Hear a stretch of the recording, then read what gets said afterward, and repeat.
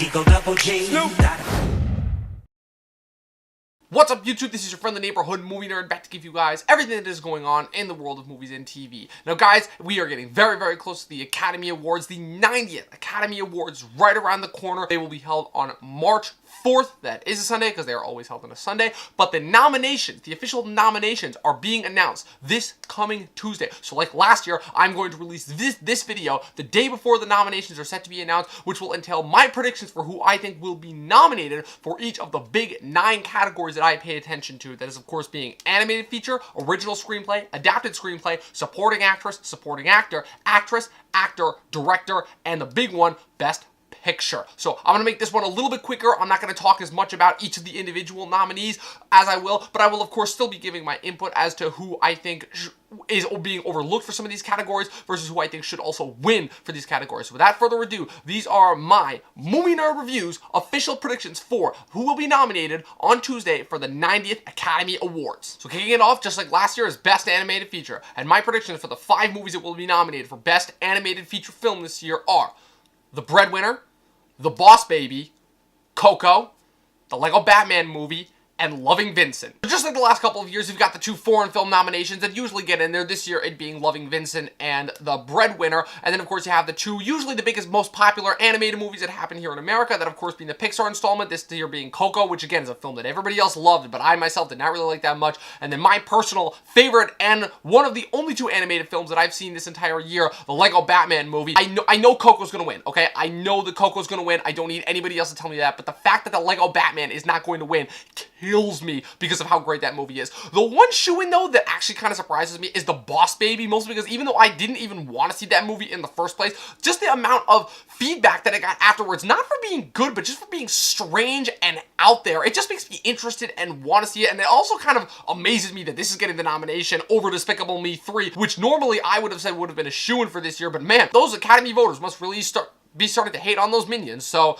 that's animated feature. Next, we move on to adapted screenplay, which is significantly weaker this year than it has been the past couple of years. My official predictions for who will be nominated are Call Me By Your Name, written by James Ivory; The Disaster Artist, written by Scott Neustadter and Michael H. Weber; Logan, written by Scott Frank, James Mangold, and Michael Green; Molly's Game, written by Aaron Sorkin; and Mudbound, written by Dee Reese and Virgil Williams. Again, this category is not too difficult to talk about. A lot of these nominations, specifically 4, have been popping up at a lot of the previous nomination ceremonies, like the Critics' Choice, like the Golden Globes, like the Writers Guild Awards. The one shoo-in, though, that I really think is going to get nominated this year, making up for Deadpool's snub last year, after that got the Writers Guild nomination, then didn't, is Logan. Because the fact, I know Logan is going to get snubbed by every single other category, but I am hoping that those Academy Award voters can at least get it in for the screenplay nomination, because at the very least, just give it something. Just give it something. Next, we move on to original screenplay. Now, this one is a little bit tougher because it has a lot of choices to pick from, but I managed to narrow it down to these 5, because again, this is a category that, unlike adapted screenplay, it's been like a different amount depending on each award ceremony, but I managed to narrow it down to these 5, and they are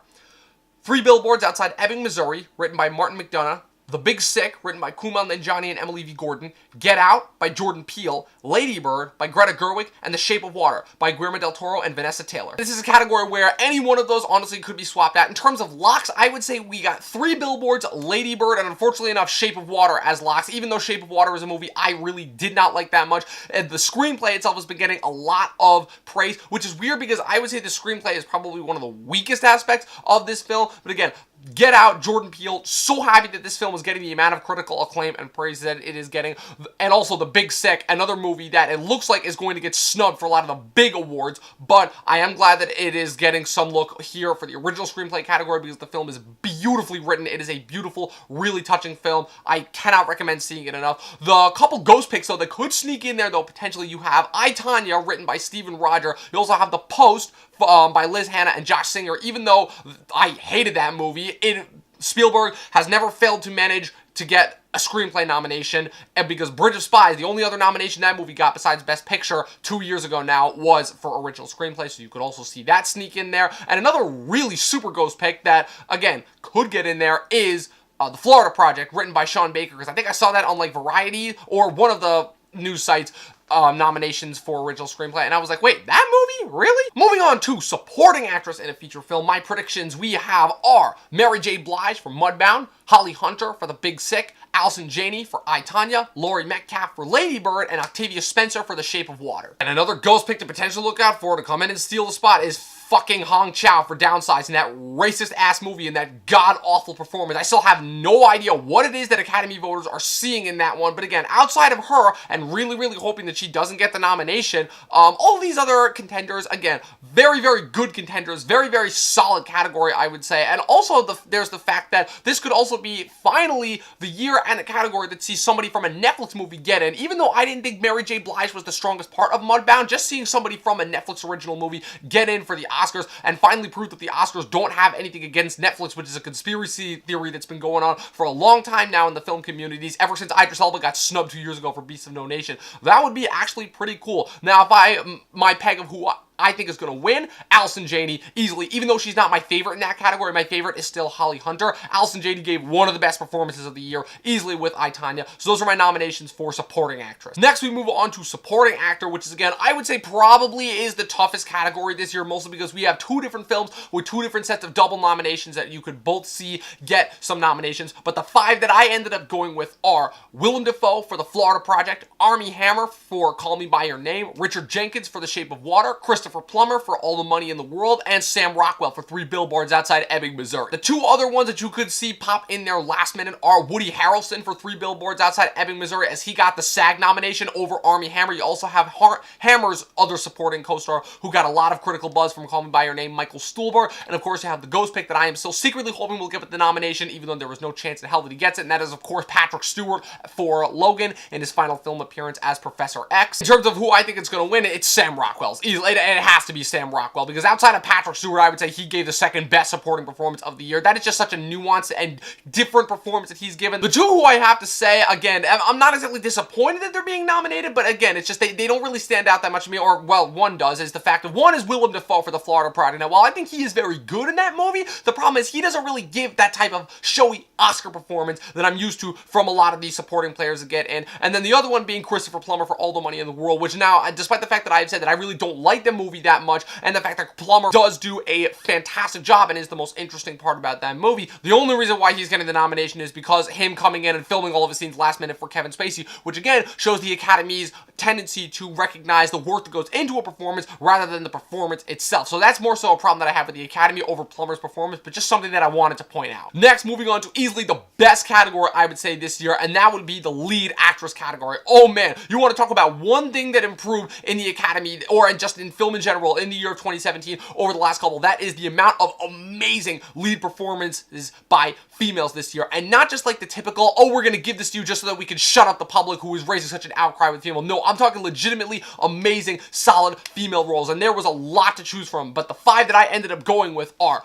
Jessica Chastain for Molly's Game, Sally Hawkins for The Shape of Water, Frances McDormand for 3 Billboards Outside Ebbing, Missouri, Margot Robbie for I, Tonya, and Saoirse Ronan for Lady Bird. In terms of who I think is going to win, Frances McDormand easily. That was one of the best performances, not just of her career, but that I saw for the entire year. The reason why I went with Jessica Chastain over Meryl Streep is not just besides the fact that I don't like The Post and I don't like Meryl Streep that much in that movie. It's the fact of this performance that Meryl Streep gave as opposed to the performance that she somehow got nominated for last year, Florence Foster Jenkins, is I would say it's a lot less showier than Florence Foster Jenkins is, and that's typically what the Academy tends to gear themselves more towards, is showier. This was a much more subtle, this was a much more human performance. Again, I didn't think it was that good a performance, but I went with Jessica Chastain because between the combination of her powerhouse performance in Molly's Game, added in addition to that amazing Sorkin dialogue, that's why I'm putting in Chastain. The one nomination, though, that I have to go with that I don't agree should be getting all the praise and critical acclaim is Sally Hawkins for The Shape of Water. The type of gravitas that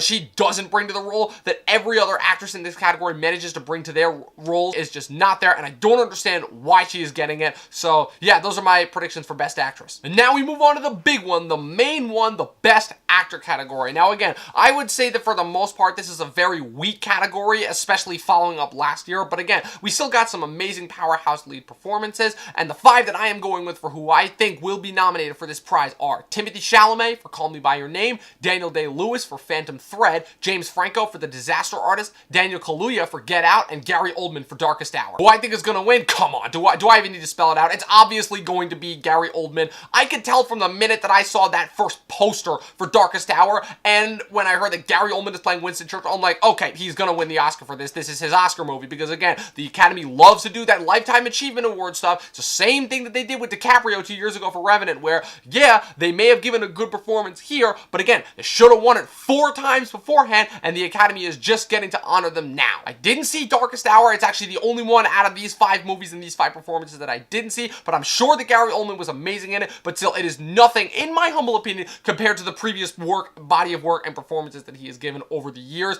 And as for the others, again, Franco, if he shows up there, that will be amazing, because it shows that, because he is showing that he is not afraid to appear after all the allegations that have been made against him. Day-Lewis, again, he says it's his last performance, so obviously he was going to get the nomination. Chalamet, very, very good in Call Me By Your Name. Definitely my favorite performance and my favorite character in that movie, even though I didn't like that movie as much as everybody else. And Daniel Kaluuya, that's probably the one that shocks me the most, because despite the fact that I love Get Out and it's in my top 10 of the year overall, he gave a good, solid performance, but compared to some of the other lead performances this year, especially from smaller movies, I'm kind of shocked that he's the one that's getting the look at. Next, we move on to quite possibly my favorite category, despite the fact that it is one of the most underrated categories, and that's the Best Director category. Now, my predictions for these 5 are Guillermo del Toro for The Shape of Water, Greta Gerwig for Lady Bird, Martin McDonagh for 3 Billboards Outside Ebbing, Missouri, Christopher Nolan for Dunkirk, and Jordan Peele for Get Out. A lot of great people getting nominated for this category, people that I would never in a million years have imagined finally getting their nominations. Christopher Nolan, long overdue for his nomination. Martin McDonagh, who directed 2 of the best movies that have come out in the last decade, really glad that he's getting recognized for this one. Guillermo del Toro, God, I didn't really like The Shape of Water, but goddamn, between his body of work and just that speech that he gave at the Golden Globes, just, man. And then, of course, you got the 2 new up-and-comers, Jordan Peele and Greta Gerwig, 2 people that have primarily stayed in the acting spotlight and now managed to light it up big with their feature directorial films this year. If I had to peg a winner right now, I would say it's most likely going to be Del Toro, because he seems to be the front runner and has won the Best Director prize at a lot of these other competitions. We'll have to wait until the Directors Guild comes out for me to make a final determination. Last but not least, we have the big prize, the one that is announced at the end of the night. I'm wondering who's going to announce it this year, because it was, no, Oprah did the Emmys. Who was it that did it last year?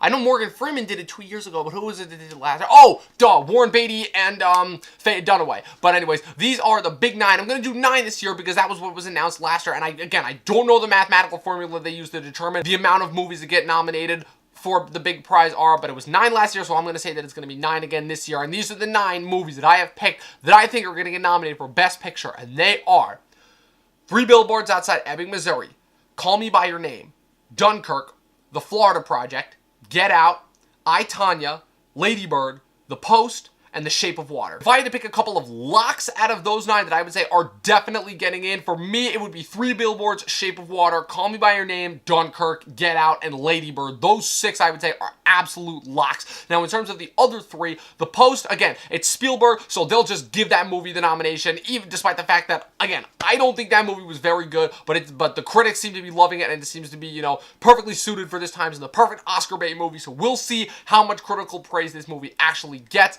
I, Tonya, that's kind of a more personal choice for me, because even though I love that movie, it has not been getting the critical acclaim nearly as much as it deserves. And then you have my ghost pick in there, which is The Florida Project, which for the most part, I thought outside of Willem Dafoe's performance in that movie, I didn't think would be getting that much critical acclaim, but apparently a lot of people are pegging this movie to get Best Picture, and I think it also got it was one of the movies listed for the Producers Guild Award, so again, we shall see. Those are my official predictions for who I think will be nominated for each of those big 9 categories for the 90th Academy Awards. Again, stay tuned for the actual nominations, which will be announced on Tuesday by the time that I post this. That will be the next day at around, I don't actually remember, but I think what time they'll be announced, but I think it's sometime around noon during the day. In the meantime, stay tuned, leave your comments in below telling me what you think will be nominated for each category. Also, be sure to click that like button and that subscribe button. Follow me on Twitter at Movie Nerd Review. Also, head on over to my website, movienerdreviews.com. That is it. I will see you guys next time. Go!